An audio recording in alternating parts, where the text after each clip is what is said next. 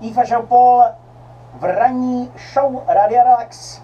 Profesore, vy vypadáte, jako kdybyste se chtěla něco zeptat normálně. Ne, tak to přijde za chvilinku. Začneme si povídat a pak z toho následně vznikne nějaká otázka. Jo, a o čem si budeme povídat? Budeme si povídat, co si budeme povídat, maminko? No, budeme si povídat třeba o těch zážitcích, třeba z toho kurzu, co to obnáší. Co to obnáší? Zážitky z kurzu. Tak já nevím, já jsem na žádném takovémhle kurzu nebyl, ale vím jenom, že když mám něco nakreslit nebo namalovat, tak jsem z toho jako úplně nesvůj, poněvadž vím, že mě ta ruka prostě neposlouchá. Hele, mně se stává, že když třeba někdo řekne, hele, namaluj mi něco, tak já prostě, člověk má většinou jako něco naučenýho.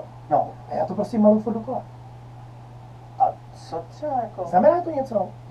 No, nebudeme rozebírat, co to znamená, ale já bych vám ráda řekla, že při kurzu kreslení pravomocnou hemisférou dochází k odblokování starých mentálních bloků. To znamená, že děti, kteří prostě si rádi malují a tady, jak jste právě říkali, ty zážitky z té školy, že jste byli za to poháněni. Takže je to tak, že tam při tom kreslení, jak přecházíme do té pravé hemisféry, ta levá nám do toho trošku kecá, stále nám říká, proč seš tady, když nic neumíš. No a my se musíme od toho jakoby odpoutat. Jo, musíme plně se odpoutat a prostě si jet. A my se tam dostaneme. Samozřejmě, že u toho tryskají emoce.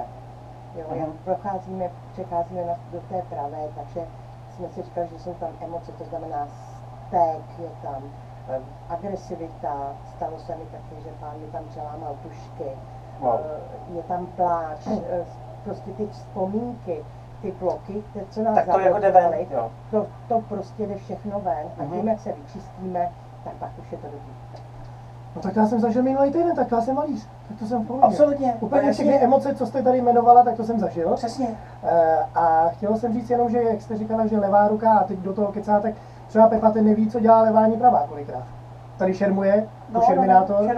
Šerminátor, přesně tak. A třeba teďkon, když si maminko říkala, že mě taky občas osloví ta levá mozková hemisféra, tak mě teď zrovna oslovila.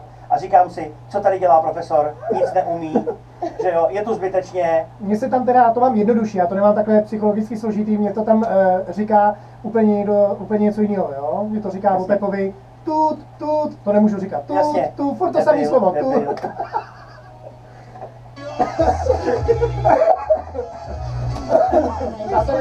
Kamarádi, já povrčím, tak jo, já si zbalím věci. No.